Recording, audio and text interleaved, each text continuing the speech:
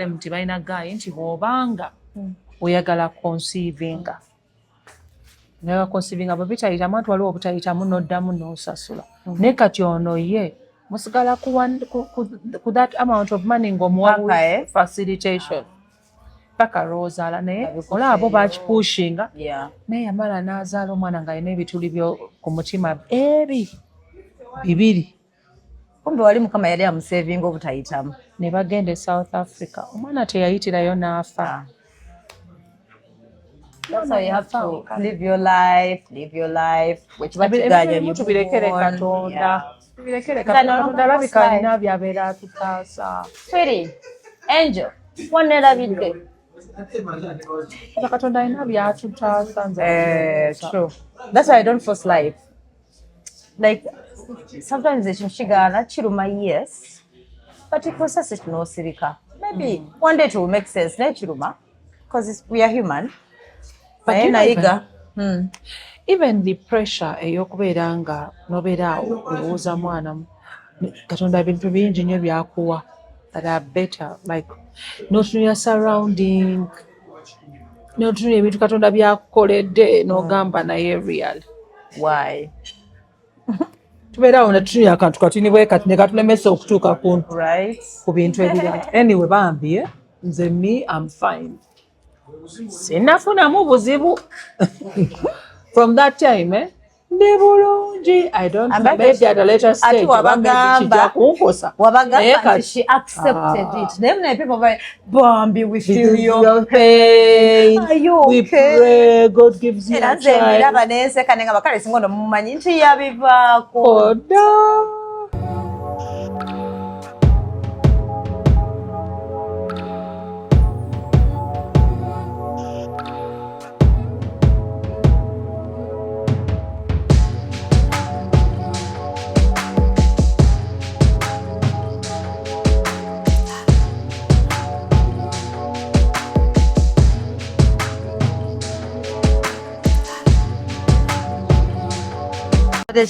Mutyaba nkumanyi nza okusoma ebintu nenesanga nga mutyaba sheet. Mama, mutyaba ina kantu kandaze. Waliwo omusajja kali awo kasiyaga. Nga kepigira mutyaba. Mutyaba tebakulya amabina. Nze ntidde n'okutya. Njaba nga talina bina banna. Yalabye oba ebbeere lye nze simanyi omusajja. Eno flask yo. Omusajja kyabadde ayogera. Ali awa sajja alina makeup yasooka naye yagamba mbu kasoko tasobola muli alina ebbuto. Kati ali awo yeepikira mutyaba. Mbu yamulabye ebbeere oba ebbuto nangamba mutyaba atayambala siyomulesa ebbeere yamu. Mukazi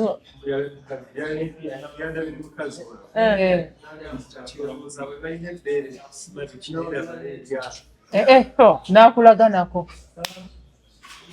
Walabye byabadde ku social media just ya ondoza ko alinganza spam donor tenfukidde spam donor obadde kyatugamba about egundi kyogambye dog spam abegundi totubuza obadde kyagamba aba downtown wala kyobadde otugamba kye kibaddewo about downtown ntwaliwo yakugambye yagambye aba downtown yangambye nti bano abantu kati nga loosi yaabwe gye balina like for those that are selling clothes n'ozireeta nekuba nezigendako kana nejjukira nga amazzi mulimu amazzi gabadde gava agamu nga gava muki ku luguudo mu ebyo biguna emyala. Yes. Then agalanga gayita mu siringizit binawulidde. So that water is acidic. Now olugoye bwe lukala lugenda kubeera nga lukoonyooka. So tosobola kuddamu kulutunda mpozi kye baagambye ate bw'olwoza luvaamu obupya bwalwo. Yes, true. Kati n'alyoka agamba naawo kati obalina kuziwa abatembeeyi oli mukama ng'amusaasidde oba kuzitwala eri wansi mu owino kati abaasuubidde bonna bali ku loosi Nensawo wazirabye nensawo bamwe buli agamba ensawo zino zigenza ensawo tosobola gitunda ne bwozaanika musibanya biki n'engatto. By the way, right. The acid.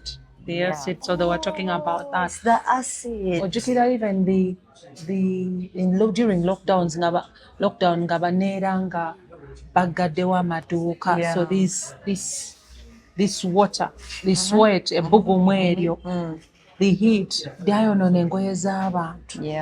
Nga bw'ogenda okuggulawo bannaye because this clothes have to be aerated. N'ositeeka ebweru.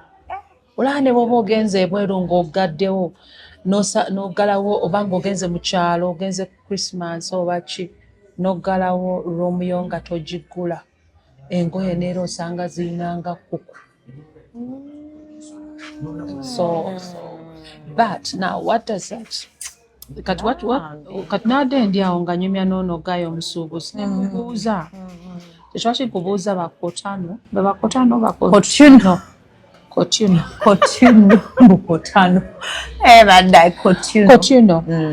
nabuuziza nera nendaba nga Kotino ekola omulimu omulungi nembuuza why don't these people okubeera nga their clothes are insured because that is a lot of money. That's a lot of money. N'alyoka ambuulira nti abantu wansi eyo balya ku mmere ya leero ye mbu n'engoye bwe ziba ziweddemu mu dduuka atunula butunuzi n'aga engoye ziweddemu babazisa maaso. That's what he was telling me, that babazisa maaso. Then ekirala now when you start telling them nti olaba n'emisolo gino, that's where Kotino helps. Nti olaba n'emisolo bwe ye okusasula emisolo oba okusasula anything agenda wa agent. Tebamanyi nti nno nti kati bw'omugamba ekya insurance balina kubeera nga babasomesa.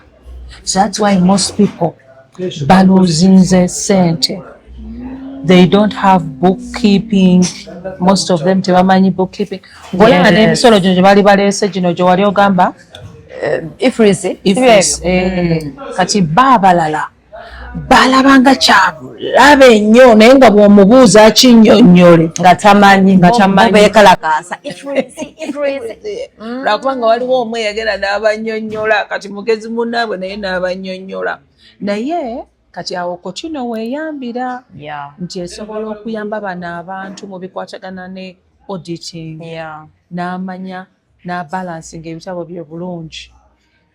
Naye nendyoka mbuuza lwaki ate insurance nanga kati owa wansi eyo otandika omunyumiza insurance yabitegeera nga n'emisolo agenda ku agent baba tebaagala kuyiga because if they really wanted to learn they value what they are selling.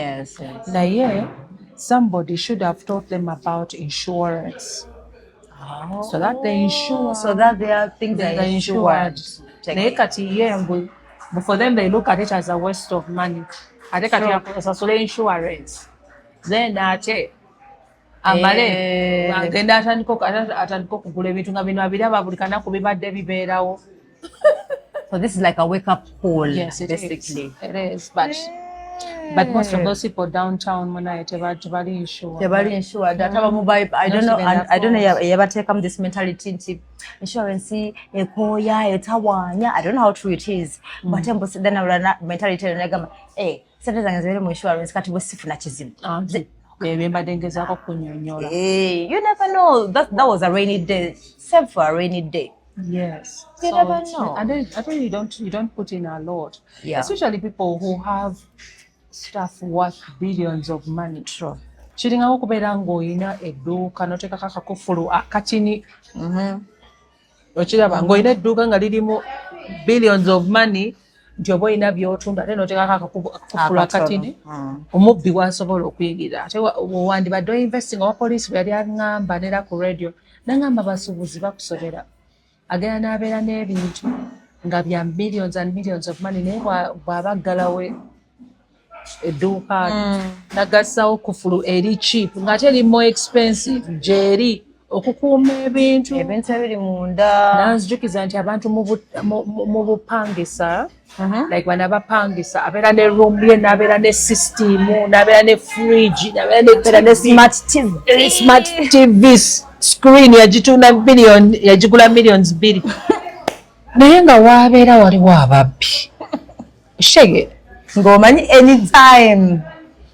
anytime bagenda kuyingira bakubbe either nga ceiling eriwo oba sekyo nga enzigi wooli nga ziri olina kukozesa bukufulu naye nga n'okufulu z'osibisa ng'osibisa bukufulu buti nga lwaki tebaabibbe okiraba tugenda no mu holidays abantu bagendagenda mu kyalo naye n'ababbi nabo tebatudde tebagenda okugamba munaye in most cases I don't know why I've noticed like bwebanga those festive seasons ababbi bategeera nti ogenze mu kyalo kati waliwo nsaze nga nkola makeup angambye ku makya omuwala bambi angambye kama atuyambe cause what happened nakama today and yesterday morning batumye omu ku bakozi agulewo in the morning kati normally when they open these doors waliwo olujja olumu olina lwezinga ne luddene emabega kati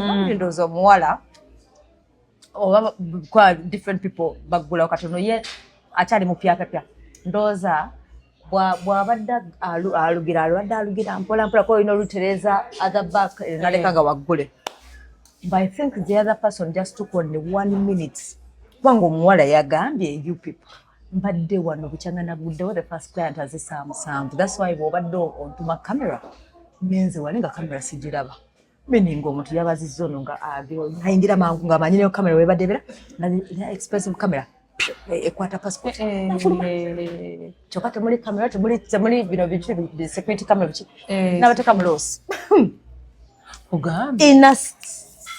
just bagamba nina Doreen naye nga mbera kati bano wala abantu abagenda mu kyalo namala ifumanya myezi 2 ate kasi olusi bane nice kugambye olina okubeera ate munange bw'olaba it's just that mulimu companies ezimu telecommunication company napata tuteekamu ssente but they have cameras osobola okubeera ng'olabira ne ku ssimu yo notatuma omuntu akubba oluusi abeera akumanyi nobeera ng'osobola okulaba ku ssimu yo olaba ne Edwin Musiime switchinga on amataala kyokka ng'akyaliyo kati ne zitambula gesi naggalawo bulungi ate kasifa abagenda mu elections next year okimanyi Bina abantu basigalayo mpaka they fear thank you era people have to be vigilant neera abantu balowooza nti abantu bava mu December batandise okubba batandise ddala kubanga waliwo neera mbadde mpuliriza radio 4 ono Guy waliwo Guy abadde presentinga abadde ayogera ku by'obulimi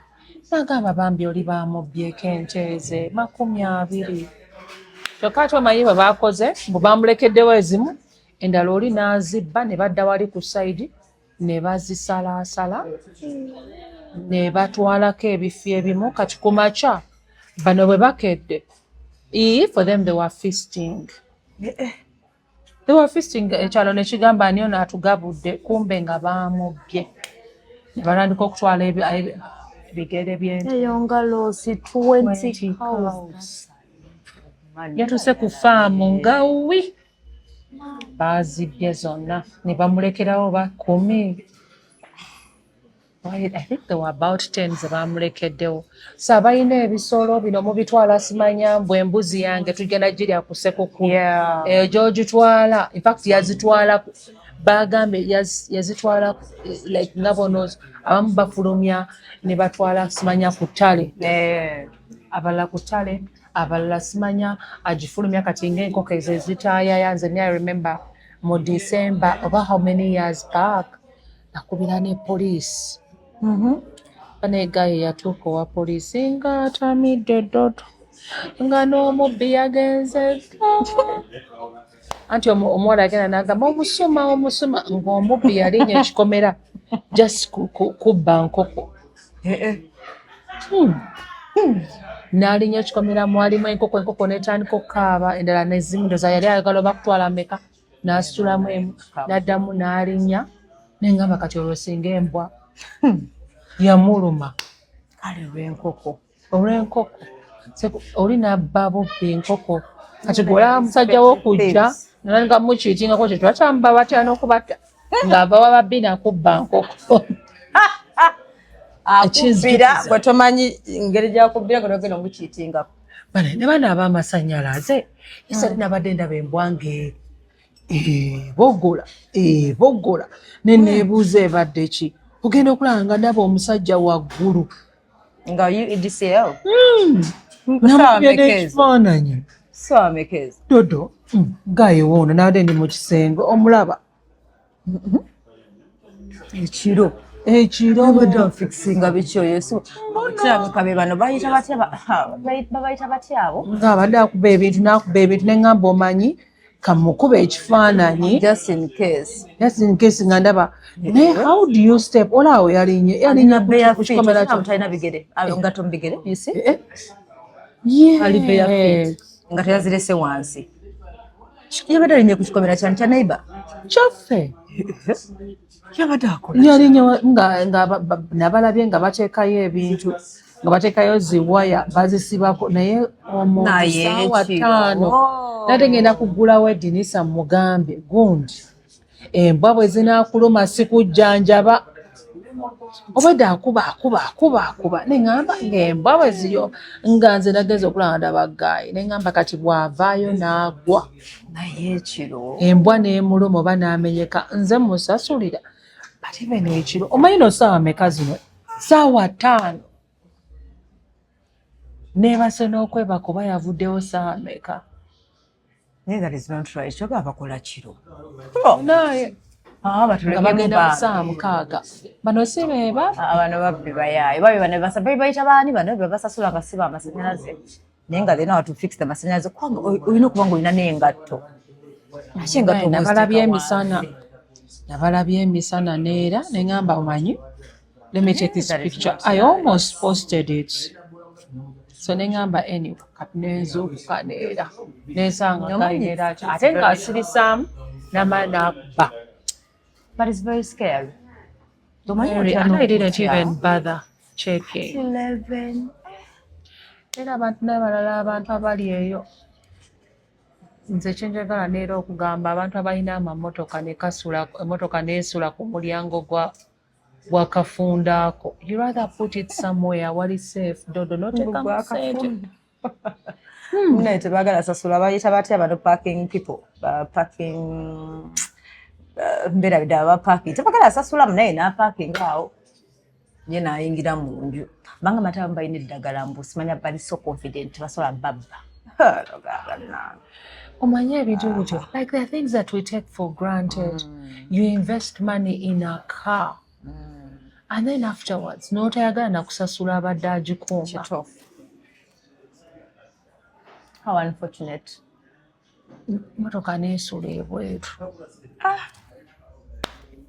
N'otafaayo. Ate munange gye bali naye waffe wali ng'oyita wangu you seeing some two cars parked up and then you're like what?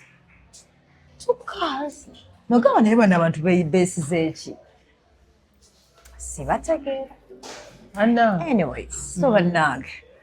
Sipaamu efuuse sipaamu. Oba wedda bampeeza messages dodo totulemesa for us for free. Twayagala za Bina. Me, I have healthy sperms. But did you read?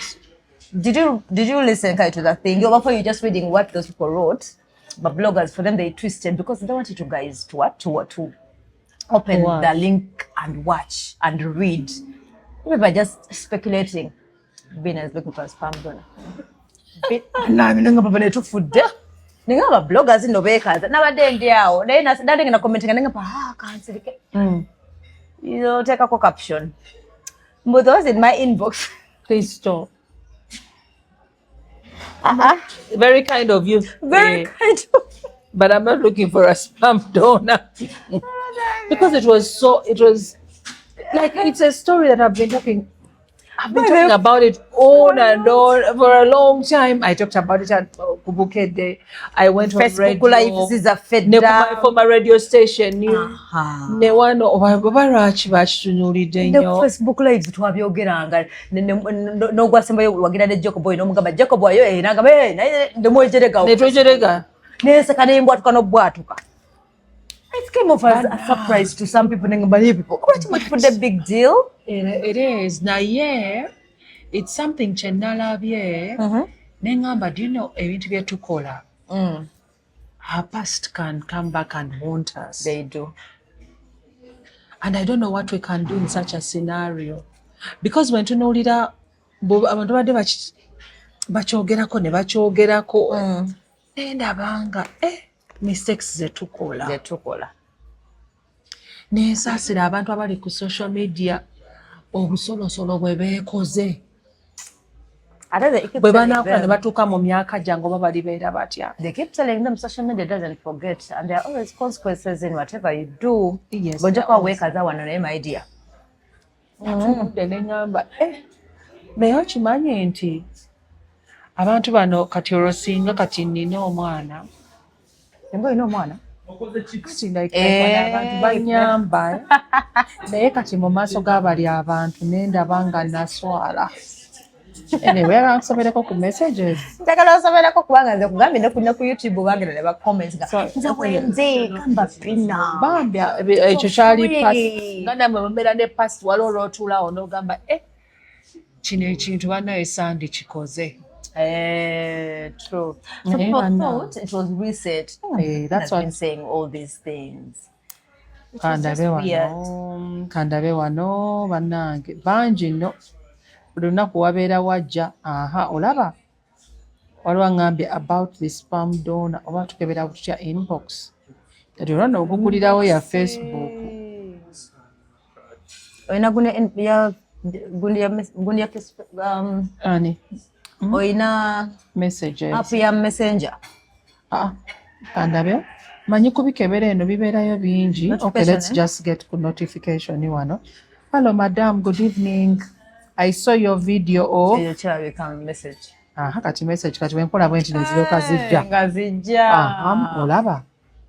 Ono kati oba ngamba ki. Hello, madam. Good evening. I saw a video on social media about your struggles to become a mother. I'm willing to help you for free. I'm your fan. Thank you. Oh no. Bonna bangi muno. Banena beebweru. Inbox me on WhatsApp enamba nakitekako. Do it secretly and get your baby. Then let it come in public when you're ready. Have a baby because now you will be the top of the internet even before you achieve your goal. When Ayagala Kumpa. I'm called from Uganda, but currently Mweyo Gondi. Kindly, I would like to discuss with you something if you mind. Something on my mind, Rabi. Can I learn more about your background? Ayagala Kumpa. Tugende wano about sperm. Banange. Talk to me, sweetie. You're now a sweetie. I would like to donate. Something important. Just say it. Hi, Queen. Choka ina no mwana okulagira ddala yali ready. Yazala nako. Sorry to reach out to you. I have for long known both of you as being very good friends. My contact. Ngalabika bulungi. So, deko. Ngalabika bulungi mama naye ndaba mazereti. Sperm donor. Good friends with who? Amen. Onena amen yagitaddeko. Hello, I've seen a post on Facebook about your pain. I have a friend who went through the same. Kindly inbox me or text me or WhatsApp. I can be of help. Though right now, Ali. Tuli muzisoma. I didn't share with my experience. And we talk privately. Bagenda kudda mannaye dodo tukyali wano. Aye no bonna basajja. Mama we bali. Wakikoze naye siwuliramu ayagala buli omu ayagala agende live. If you need the help, I am willing to support you. How? Bano I'm here and we can get in touch and keep this secret as long as you pay me. We can as well sign some confidential papers to keep it secure.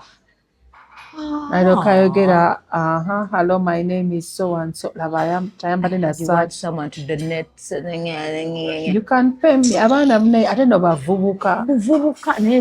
And I honorable Vubuka. Bagala sente. Good evening, Galinda Kagu.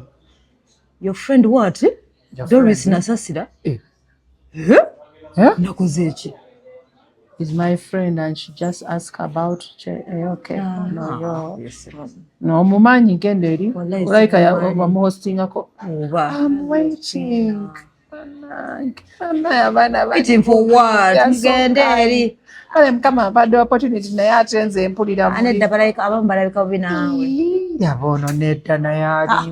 Omwana mbasija musitula mbitu. You don't go and try. I'm willing to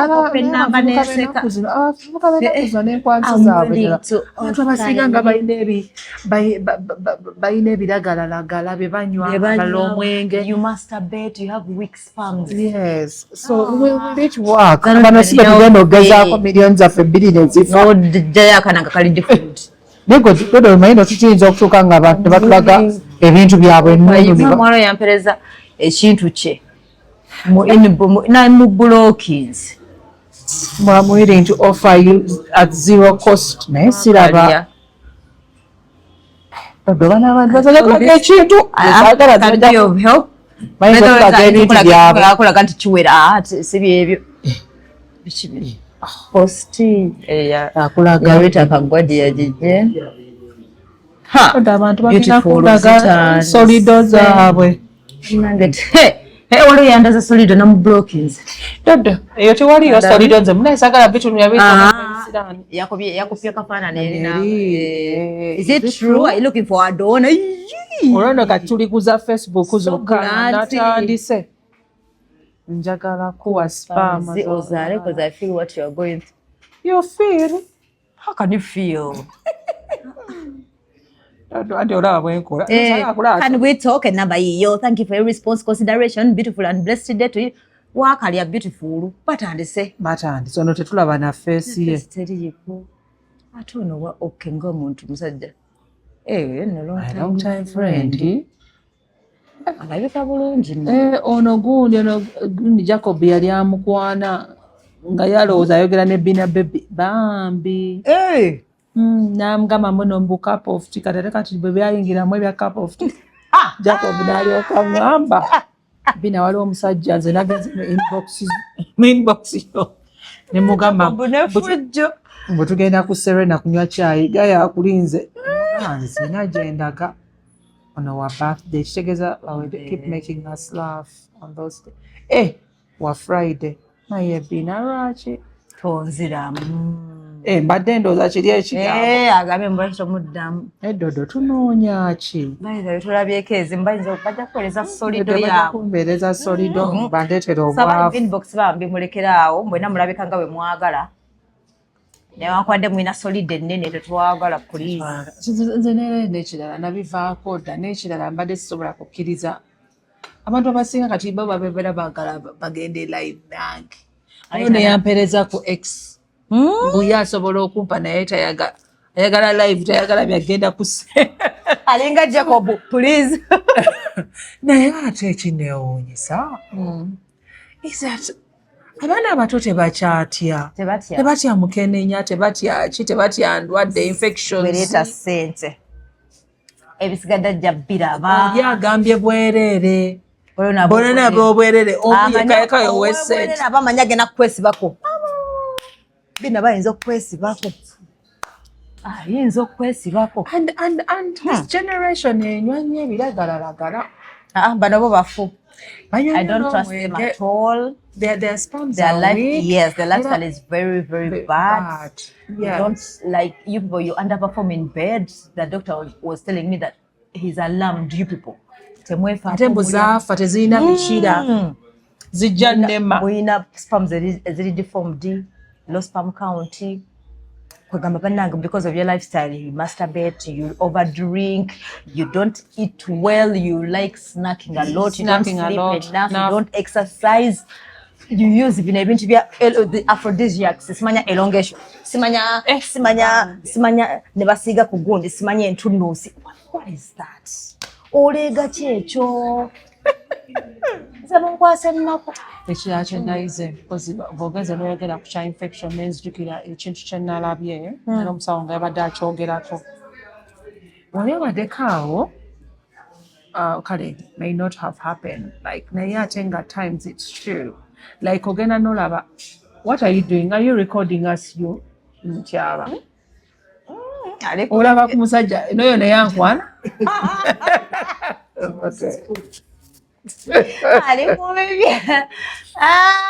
ati engeri gyakuteka akuba nirabwe ati munemutyaba ekyo muneyinza okuba nga ogenda kuteekayo aka big simanyani kemukola ku maca akakasuku munaye bagambye in at times like abantu abasinga like when they make love bafuna infections immediately ne bagamba basajja babe bazibaleetera mbu because of cheating. Naye I was told there is a thin line between the V area nako kalayini akatini akakabina. So at times wana abakola gundi abakola akabuzi like bw'oyita emabega oluusi solido yagayo eyinza ogenda kabina aye nemala neyingiramu. Now that's what causes the infection. We have bacteria. Katwalo bacteria ngenda kusigala mu kabina. Definitely bwegenda mu bukyala abeera afuna UTI. So abakyala abali eyo abamu abagamba nti abasajja bamwe babaleetera UTI. Think about the moments when you're making love. That's when you get bacteria kastetambula and those that do oral, the bacteria is mukamwa kaffe. So the healthy bacteria bwetuuka tenegenda mu eri wansi nekoleta infection kaddwako eri mu kifo ekitali kituufu but batugambye the only way because wabeera nga anyway nze nganze I don't remember nzijukira nkomyewo fana mubire eno ogenda okulanga okomawo bukomi katomanyi oba yayiseewa oba wayita eri omugamba mukwana esinziye watuufu abeera painful. I don't know how true it is. Really? Yes, agendayo. Naye they rub like when you're moving to go to the right place. They rub accidentally, but what they say is to avoid infections. Bw'omaliriza okwegatta n'omuntu, make sure you take lots of water, like 2 liters, osobola okuflushing out that toxins obucaafu obwo. Kati abantu abamu munnaye ate babeera bakooye nnyo ne beebaka naye nga ate immediately after that you're supposed to go to the washroom. Ne bw'oba okooye otya drag yourself to the washroom fuka ola wiwi. Actually they always recommend every after having sex go and susu. Especially you as a lady flushes out of infection. Mumbe temwagala sanza muwulidde. Sabambi Bina is not looking. Stop that. Stop thingy. Stop. Newe n'abadde bajja ku WhatsApp ate njaba blocking azamanyi ze blocking. Mulekerawo. Nange babadde bazita. Did you see this? Kati bulijje ne. Is it true? Waliwo ne yaŋŋambye. Is it true? N'alyoka agamba naye nera munenze tosobola kubanga ndi ku list be bagambye lwakuba ndi mubi ate wagambye bulala bwe wagamba. Baali balungi Jacob ye wamwagalako liiso. Naye height yali mbi. Naye kale yaŋŋambye gundi yaŋŋambye John Sekaba aŋŋamba antaasizza ku nsonga eyo. You know why? Because oluusi tutunuulira amaaso ne tutunuulira omuntu mugezi naye babeera n'ebirwadde byabwe ebya jiini. Ate ebimu Bina biva mu great n'obagamba mukwano n'omala oddayo n'okebera waliyo grandmother yalina obuzibu bwa albino n'ogamba omwana nga albino kumbe yeeyo era singa ebisenge byali byogera byandiyogedde bingi naye bambi mikwano I'm not looking for a sperm donor. I'm waiting on the Lord. If I'm going to conceive, Nera definitely no mwami jali. For those are mistakes that I did in the past, to think that I could like having a child would determine me in society. Is that what they say? My worth in society, which is not a right thing. And then those idiots, as I wrap up, some of those idiots, or what of Siro, when I went on social media, or what they were Bagala. You have to go with such things in the grave. You're so stupid. What is shameful about that? Because there are people that are doing it, and I'm trying to tell them it's not right. She's helping someone out there. If you feel like because Waza, shut the fuck up and go. Move on with your life. Incidentally. They feel like they have an opinion about everything. Me, I saw comments, look at these idiots. Katino wola babo, oyinza kwesanga bakola ekintu ekiri wasa mbu yesu. They were behind closed doors. Someone is coming out to tell their things. Hey, You should die with them. Die with what? Die with what? What? And do you know why I said? You know why I said it? It's because that it is for us. By the way, we are open book. She has said it for a long time. You because somebody else didn't because somebody else came out. Yes. N'ayogera kati nga saagala akitambuze ate singa mulala yakyogera kinyemanyi nga guwekozeeko olugambo kyokka nga bw'obagamba babibuukira bubuukizi yabyogera dda kyobala naffe abantu twali twogera yayogerako nakatono nga twogera byaffe yabyogera okuva edda. Kasana nagamba ngenda sasula abantu saagamba nti no babanda mbonjagala kwegatta nabo mulimu abamu nga mwina anaye nogamba mama nali ngenda kwegatta ne taata wo muganda wo nga you're so hot nalabyeko mesanga anyway these ones newomubikkulako ogamba anyway no wanda waliwo neyagambye kati gwe ndoca waliwo neyagambye kati gwe onoonya spam donor naye tolina mu myaka gyakuzaala. And then I was like, people don't people are so stupid. They don't know that no 20s ayinza obutazaala. I think that is very okay compared to bintu ebirala ebiriwaasa abantu bye bakola. I think that is the worst thing I've done in my entire life. Just they feel like no, at least I'm glad that somebody learned n'akiyigiramu n'agamba n'amanya nti ebintu bino tetulina bikola nga we are desperate. We shouldn't do things nga tuli desperate. We shouldn't do things nga tuli excited oba nga tuli happy sad. Sorry. We need to be nga tuli sober. You have to have your emotions in check. Yes, before you do something. Because katitebereza singa nakikola. Regrets ezandibaddeawo. Nandibadde nfuuse single mother. Like nze nadadde ntuukiriza ekirooto kyange eky'okufuna omwana. But then how about the child when nandizadde? Yet nze nazaalibwa n'abazadde babiri. Kati ye omwana okubeera ng'akula nga talina bazadde. Ekirala, like there is a woman eyaŋŋamba ngu balina guy. The good thing about them nti balina guy nti bw'obanga oyagala conceivinga bwe bitayitamu anti waliwo obutayitamu n'oddamu n'osasula. Naye kati ono ye musigala ku that amount of money ng'omuwa facilitation paka lw'ozaala naye olaba bakipushinga naye yamala n'azaala omwana ng'alina ebituli ku mutima bibiri. Kumbe wali mukama yali amusevinga obutayitamu. Ne bagenda e South Africa. Omwana teyayitirayo n'afa. That's how you have to live your life. Tubirekere Katonda. Katonda alabika alina byabeera atutaasa. Sweetie, Angel, wannerabidde. Katonda alina byatutaasa. True. That's why I don't force life. Like, sometimes ekyo kiruma, yes, but process it n'osirika. Maybe one day it will make sense, naye kiruma, because we are human.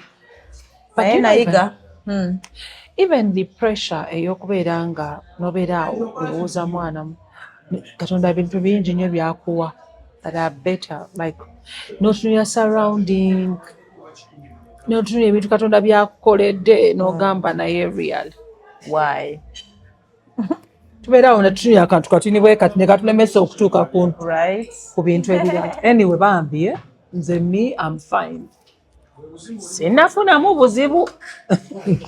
From that time ndi bulungi. I don't know, maybe at a later stage wabagamba she accepted it. Then people were Bambi, we feel your pain. Are you okay? We pray God gives you a child. She accepted. So if it ever happens, there are still miracles in life, but mom, you people.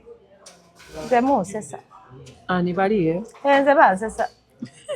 I swear the comments nga you people nga uli wagambe omuntu akutuna nalo Johnson ga yatugambe omuntu akutuna nalo zamba manyi your whole life ngaluza kumanyi kumbe takumanyi ne Caroline Maka yagamba yes bajadinga because olaba wano tuli wano tusinika ne tuwemula oluusi ne tugira nemba waye bi stories no gamba what omumanyi mbeera nkukiriza kumanyako ekyo.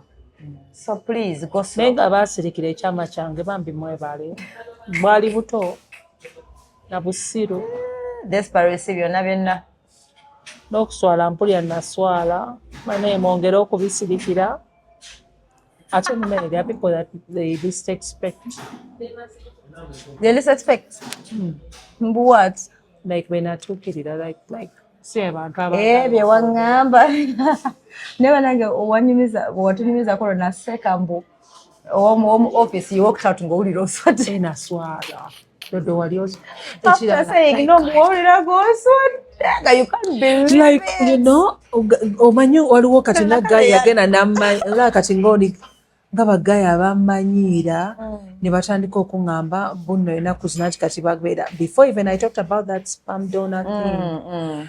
Enaku zino for some reason like you see people wanting to sleep with you nolowooza are you a sex machine like bakutunuulira ngaliko okugamba how much I'm willing to give you 4 million. Where?